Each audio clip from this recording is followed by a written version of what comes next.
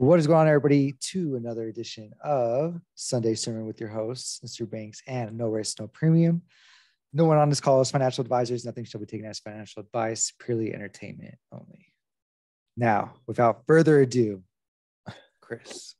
What's up, everybody? I hope you had an amazing weekend. I hope you had some fun in the sun or whatever you like to do. Hopefully you got out and had some fun, though, with your family. Drink some beers. I don't know. Whatever. But we got a very, very, very interesting week on tap. And I think it'll just be easy just to dive right into it. With obviously the number one thing is what? What are we looking at? Well, right here, obviously it says the press conference, and we know that is what? The FOMC meeting. So we know what's going to happen, right? There's always, that midweek move on the FOMC. And if we go through the past two, there's been a major run after the news and then a major dump the next day. It's been like that every time. At least for the last two, it's been like that, like literally to a T.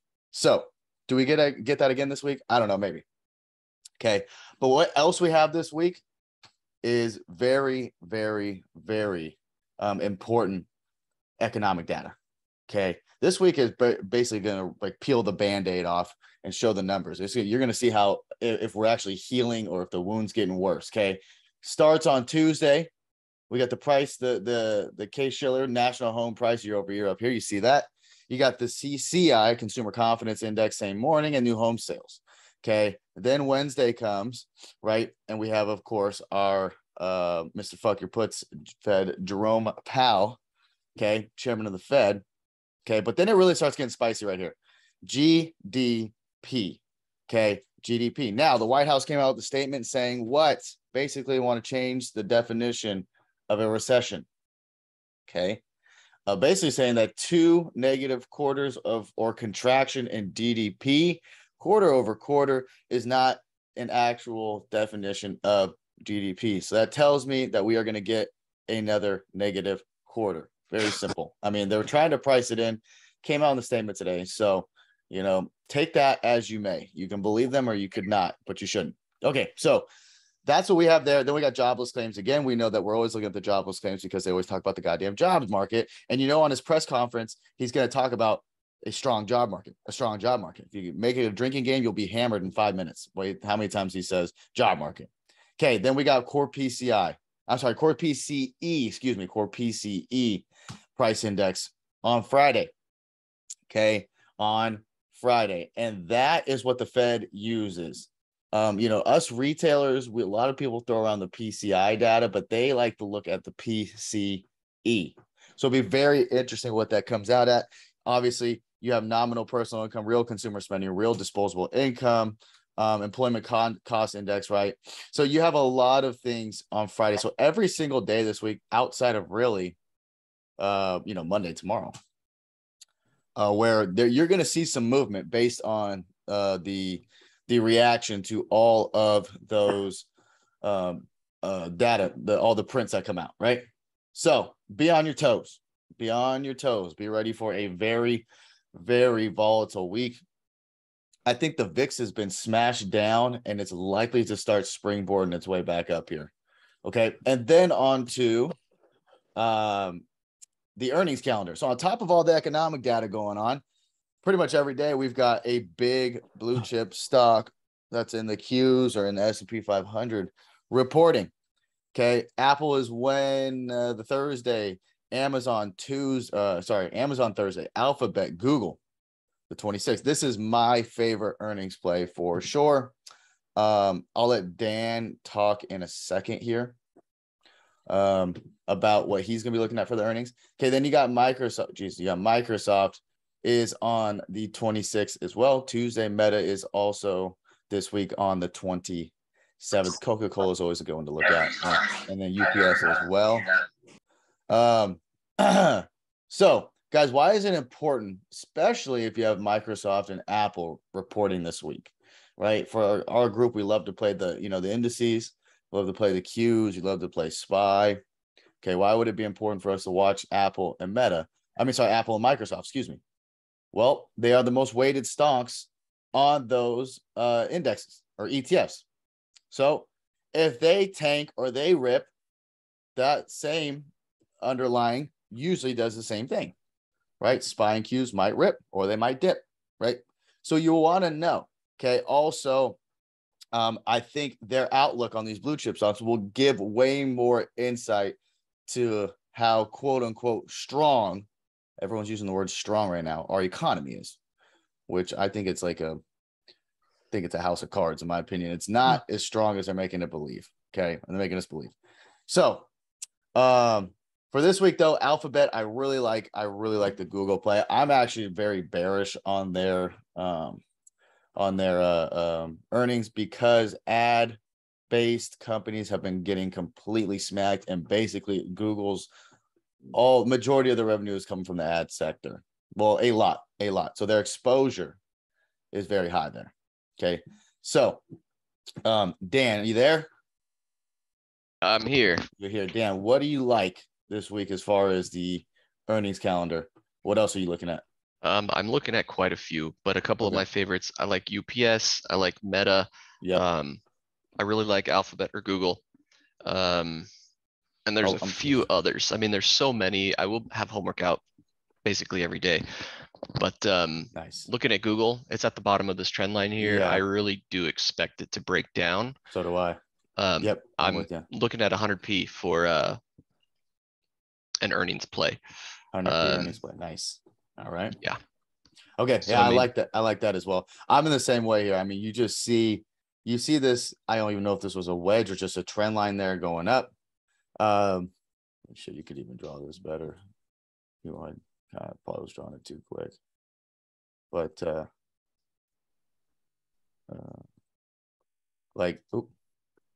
yeah, I mean, it definitely broke. I mean, it's held, but I think it's gonna break. I'm with you. It held. I think it's gonna break. My put entry is gonna basically be at the bottom of that candle, so like 107.60, I believe it is. So once we break below that and hold, that's where my put entry is. Now, if we end up breaking out of the top of that candle, then I would grab calls. But I really don't think we're going that way. So, guys, basically what Dan's saying is he's going to use just the break of price of the prior day, right? Yep. So, what I'm looking at here is the same way. For me, I would take puts if we reject this 112, or if we come up here and reject a bunch of MAs in here. It would depend on whenever we get there. So, you know, if it's 110, it's 110. You know, if it's 111, it's 111. But that's where I'd be looking for possible rejection there to start a put play, right? And then you can maybe even add or roll down your contracts if we go, because if you go from 112 to 106 in a day, like that's a huge move. Yeah, you're gonna be taking profits. And if the IV is getting juiced, right, then maybe you take more puts down here. But you know, maybe you took 105s up here, right? Took risk off as you went down. Then you saw it bounce, but then it broke through the 106.50, and now you took puts, you know, 100 Ps that Dan was talking about, whatever, right? Just making up numbers, but you know, that could be a definite strategy. Of course, like you're saying, over 112 is definitely, you want to look to the call side because that's a breakout to the upside, and it's going to be getting through this whole bunch of MAs here. And I'd really be targeting this trend line again, you know, to the top here. So I do like Google. I'm just gonna look at all these charts because to me, it's interesting just to see here. Oop. All right, cool. So we have, this is an interesting chart because now we're getting up here to the 200-day moving average. I would probably want to take puts off this 200-day on Apple, but Apple's hard. I don't know if Apple really can have horrible earnings, man. Like, I don't know. They've missed a couple of times. They've guided down. Okay. But if you remember, right after their quarterly earnings last quarter, they did change their guidance to even worse. So maybe it's priced in at this point. Yeah. And they same with Microsoft. I mean, look, they ripped. Yep. And is this, what day is this? Yeah, this was 4/28. Look at, they fucking ripped. Oh, the next day they came down. Yeah, and the next day they came down, went back up. Yeah, I mean, it went up during the day. Okay, so possible to have, you know, if Apple reports went Thursday, right, the 28th. Yeah. Yes, I believe so. Wouldn't it make sense that on Wednesday you get the Fed pump, and then Thursday you get the send you to the grave? That's kind of lining up almost for a perfect storm there. And then what else were you looking at? You said I'm looking at Meta. Meta. I mean, they basically are trending with Snap. When Snap missed earnings, yeah, they went. Meta also dropped a ton. I'm expecting these guys to do the exact same thing as Snap. I mean, Meta is all ad-based revenue. They're trying to get into this whole metaverse thing. They've spent a ton of money, and they really don't have much to show for it at this point. It's just a money sink. So I don't see good guidance in their future. Yeah, neither do I. Because I think it's going to take them a long time to actually get, like, to see a return on that investment. Because to me, you need mass adoption for what they're trying to do. You know, to get that rolling. So it'll be interesting for sure. Yeah, obviously Google, big red candle. Then you saw, you know, Meta with this red candle. So it was all sympathy into the for what Snap did. Right? But I think we got Amazon this week also on Thursday. Yes. Amazon's with Apple. Yep. And like all of these candles, if you're looking at the dailies, you guys, you can see we're kind of hitting resistance on a lot of them. Big potential for reversals here, but this week is going to be super volatile. So take profits when you got them. Yeah. This is still a smash and grab environment. I mean, what did I just do? Thanks. Okay. Yeah. VIX is definitely at an interesting point here. It's holding this trend line as well. 200-day moving average, you know, in my opinion, it looks like we're due for a bounce. Yep. And we usually do that for FOMC. So So with the FOMC coming, I would expect there to be something to happen. Some VIX calls for like August, 32 to 35 strike. Not a worse thing to be looking at, in my opinion, to have a nice little swing play. So I do like some calls there. I grabbed some 26C on Friday for this coming week. For this Friday, nice, very nice. And those are pretty cheap if you do a week out. Yeah, they're like 50 cents, I think. Yeah, they're not too bad. He's only what, you got 3 points out the month. Or no, 26. Yeah, 3 points 26. Out. Yeah. So that's a good small counter too. Plus, you know, there's going to be the volatility that comes, you know, from the FOMC. There just always is. So I like that play. I'll probably dabble with you on that, Dan, for a swing there just to see. I wouldn't mind us to go hit a resistance again tomorrow. So we get a nice bottom entry on the VIX calls to the upside. Kapil said VIX expires Tuesday, so if anyone gets them, get them for next Tuesday and not this Tuesday. Oh, okay. I thought VIXpiration was last week. So they expire weekly, but they expire AM on Wednesday. So basically, if you can't trade them 24 hours, you want to be out of your position Tuesday night, or you can just, you know, YOLO, lotto, whatever you want to call it, into Wednesday. Okay, gotcha. Because they expire based on the market open. Gotcha. Okie dokie, sweet. Now to our bread and butter, I guess, right? Despise easy. Guys, I did the Wednesday Wolfpack recap. I'm sorry, the weekly Wolfpack recap on Friday evening, just reviewing the entire week. And I told you I drew this trend line on here again, right? I drew the bear flag back on because I thought it was interesting that we went up. We also touched the downtrend line, and we also touched the bear flag to the upside. So this is a very pivotal spot for us. Went and basically kissed 400 and then dropped back down, right?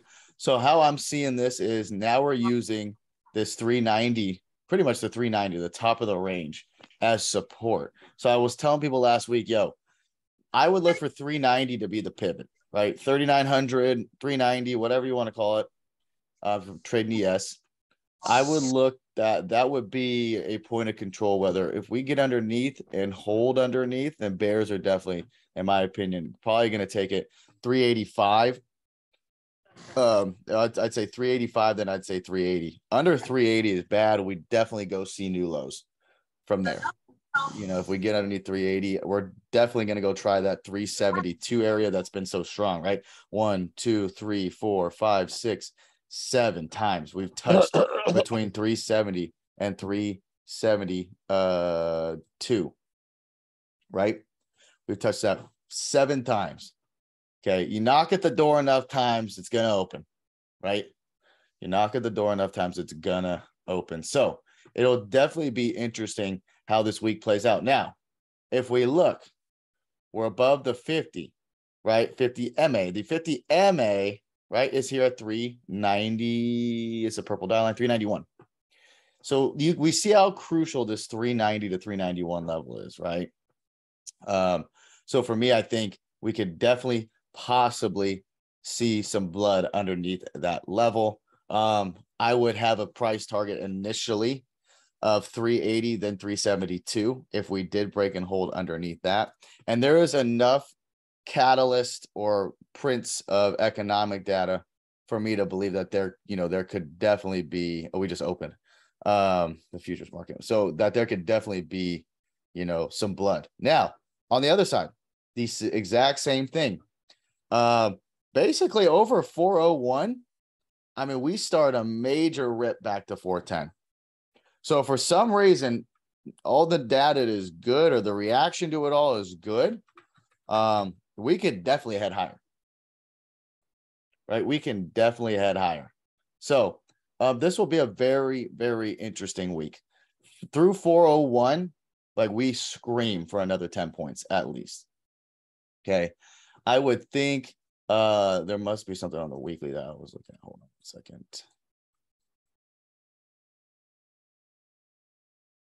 Yeah, the 20. Yeah, so the 20 MA on the weekly is 410. The 100 MA is 411. So, yeah, we've got a lot of things going on here. If you're a 8 and 21 EMA, the 21 EMA is at 407. So, lots of area above. I think that's where our ultimate, I would think we get up to, is that 410, 407 to 410. Okay. Capil says monthly 5, 409. Okay. Yep, 409, right? Monthly.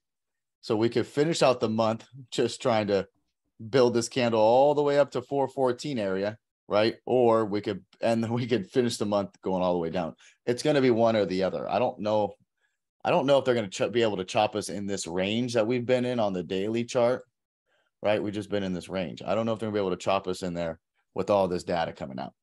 There's just too much stuff for this not to have some sort of explosive move coming. Yeah.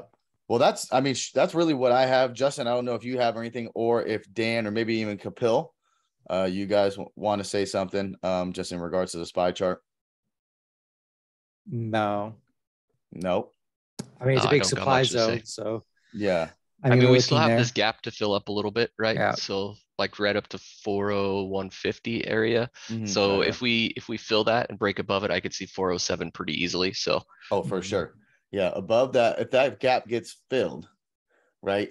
And then and we close a candle above it, if we have a daily close above it, I'll probably be loading some calls for a week out with on the call side for sure. Because I think we would just rip higher from there. Underneath 372, we definitely go down and see new lows. Okay, 100%. Do we get there this week? No fucking idea. No idea, right? So I'll tell you guys this. Look, when we're given these levels, like, hey, if 390 breaks, right? If 390 holds, right? And then you need to have that scenario, whether you write it down, right? Whether you have it on your watch list of the calls and the puts, like you have to be able to, in how I'm like had success is I just think, okay, when we get to this level, if this, then this, right? If 390 holds, calls. If 390 fails, puts. So I'm watching that. I write that down on a piece of paper. Like every morning I have a new piece of paper right in front of me on my desk, right in front of my keyboard. And it tells me for the day, if this, then this, right? And I've got like four like situations. Basically it's the major levels I think we could get to that day, right? So you guys have to do that. You need to keep a reminder in front of you, because a lot of times, we're doing this sermon on a Sunday, right? A lot of things happen between now and Monday morning's open, right? you might forget what you were thinking on Sunday as well. And then you get the market jitters right when the market opens on Monday, and you go blow your load on something you shouldn't do, right? So just something to hopefully, I don't know who needed to hear that, but it's something I do, and I hope you guys, I hope it can help you guys out. Yeah, on the same note, same thing with my earnings plays, you guys. If I say I like grabbing puts at this level, that's when everything is the same. If something changes, let's say futures, we gap up overnight, that will change the levels for the earnings plays, and I will update those. So don't just be grabbing them out the gate because I said I like puts. We need to see what the market is doing before we take any positions. Yep, exactly. Also, things can change overnight. So, be up early, check the news, right? Get in the chat, see what we're discussing. Yeah, I mean, that's all I really got. Very simple today, very straightforward, lots of economic data. So, print that out and put it on your desk too. And know every single day there's going to be something that gets dropped. And there'll be a reaction off the data, off the news, in the market. It'll be very, very evident. That's all I got. Justin, you want to? Yeah, you just need to be coming prepared every day, show up to the market prepared. So you guys know, like, if it's going to go this way, then I know to take this trade plan. If it's going to go this way, then I know to take that trade plan. Mm-hmm. Don't just like show up and just like, oh, what am I going to trade today? Like, you got to know, like, spend at least, like, even if you spent 15 minutes looking at a chart every night and then 15 minutes before market open, I promise you that'll help your trading dramatically. Yep. So that's all I got. Yep. All right, guys. That's all we got. Simple one. Hit you right between the eyeballs. So get your levels done, right? Get yourself prepared for tomorrow, and we'll see you guys bright early in the pre-market. Okay. Have a good rest of your Sunday. Peace.